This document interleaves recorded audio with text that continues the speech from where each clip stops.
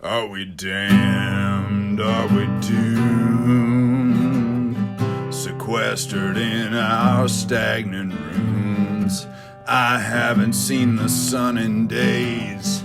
So tell me how my life has changed. We eat trash, thrive on what you throw away. Austerity's our everyday. Sad to hear you've been forced underground. You're gonna have to learn to like it somehow. Okie dokie. All right. Hello and welcome to the very first experimental edition of Comedians on Couches Getting Quarantined. We were very bored, so we decided to interview some of our friends about how their quarantine experience is going. How are you doing, Ted? I'm good, thanks. I mean, I've been kind of tracking this, I guess, like a lot of people for the past probably, month, increasingly with more panic and severity. But that said, as the father of a newborn too, it brings another level of like, what do I have to do to save my family? But I take it to like kind of dramatic proportions, but we have enough food in the house for a couple of weeks anyway. I can't even imagine everything that is going on with having a new baby. What's it like to like all of a sudden, you were in the house basically hanging out with your new baby all day, and then now you're extra in the house hanging out with your new baby all day. What are you doing to pass the time together? Yeah, well, first off, I cleared like my schedule, as everyone has, but I even canceled a bunch of dates going back like a week and a half. I was supposed to be in Mexico right now. So like a week of shows, I was supposed to be touring with Jim Gaffigan for a week. And, I canceled that. I think he eventually canceled it, but I canceled it like a week and a half ago. But the time actually has been, I was saying to my wife, it is something weirdly nice about it, almost primal of like, we're spending 24/7 together.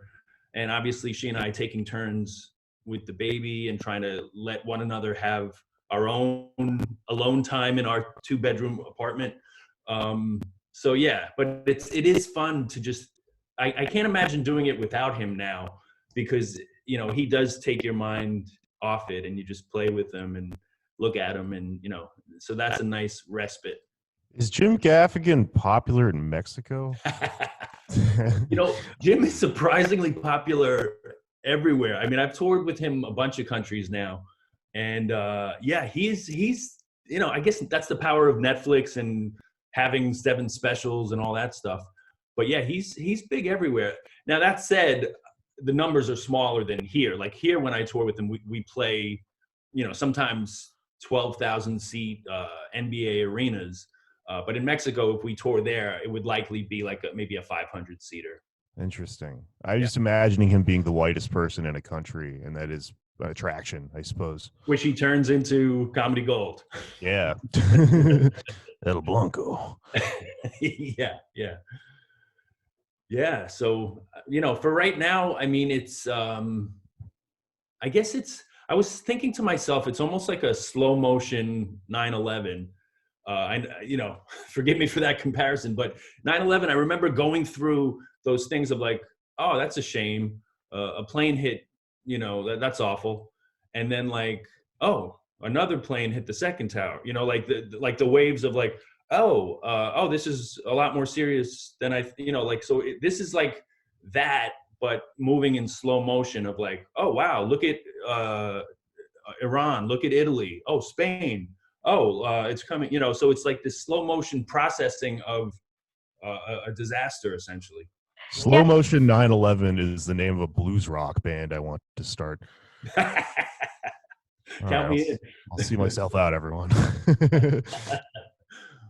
I think for those of us that like follow the news and kind of understood 2 weeks before a lot of other folks that this was coming, it's like I feel like it just made me seem like the biggest crank, that I was just like going around telling everybody like, no, you don't understand. We're all going to shut down and everybody's going to be inside their house for months.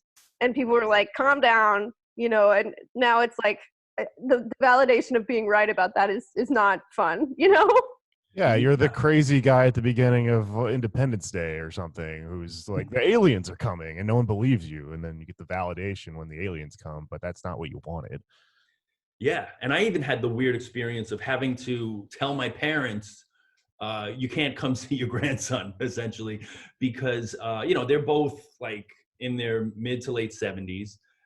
My dad is just getting over like respiratory issues, so I'm like, and we had, I called them like, gosh, maybe a week or two ago, and I felt like you said, Kate, like I felt so like conflicted and so weird about saying it, but really for their own good and for our good, and having a newborn, it was like so much unknown, and you are consuming so much news about Italy and the things going on.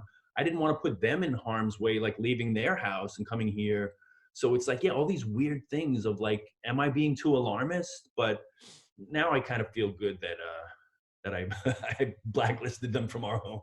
Let's catch the listener up in case they don't know what's going on. There's a global pandemic. There's this thing called coronavirus happening all over the world. A week ago, it was just kind of a joke. Like, it was a fun Twitter thing. Everyone thought it was going to go away. I feel like every day I've woken up this week, I've been living in a new, scarier reality. This thing sounds like it could last for months, perhaps a year. There are cities that are turning into quarantine states. People are getting locked down. There are serious implications to our careers. Touring is ending. I don't know. What do we think the future looks like here, guys? I feel like we just tore into a whole new reality. This is really freaky for me. What do you think, Kate? I don't know. I really don't know. I think that there's a world where like live comedy comes back in a few months, and I think that there's a world where it kind of never comes back. I'm really not sure. What do you think, Ben? Yeah. I mean, on the one hand, like there is like a value, like when there's a snowstorm or something, in that like hitting pause on your life and on ambition and on the crazed pace of certainly New York life and life in the arts and life as a freelancer, essentially. So there is like a value in that, stepping back and detaching from, the capitalist web that entangles all of us. But yeah, there is also an equal measure of like, wow, what is this going to look like now going forward? A break from performing, I'm always cool with that. I always like a little perspective, a little time where my career is not front and center of my life. But yeah, like how long is this going to be? What will life look like after? How many people could potentially die?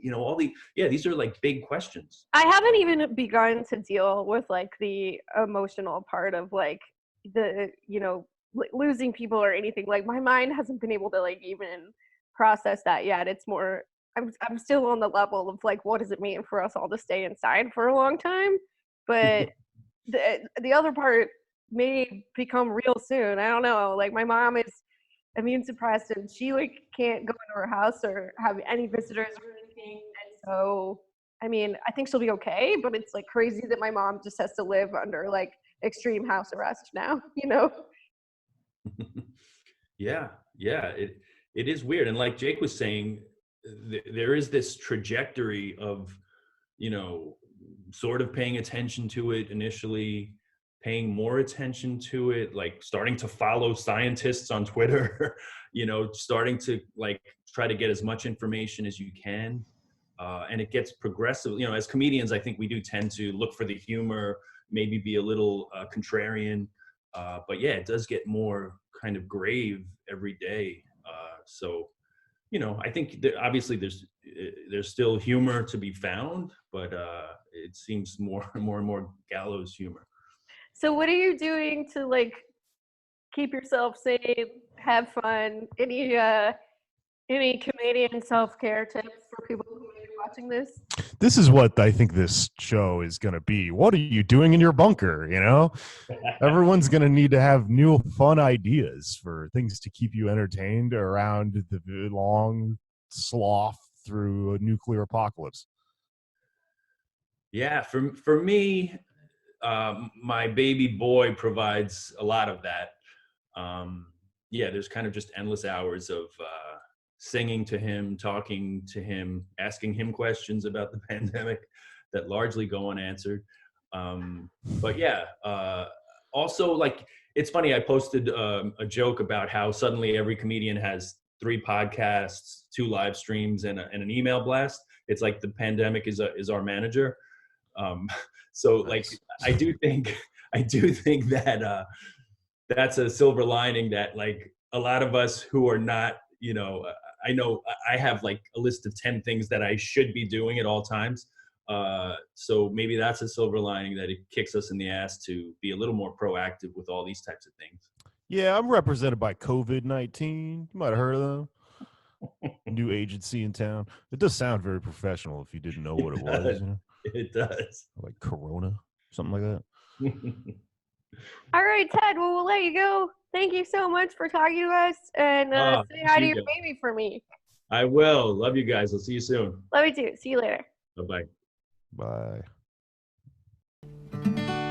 So welcome to the underground. Cocked and loaded, locked down. The year of the rat, we're gonna watch it all burn. When the ashes settle, we reemerge.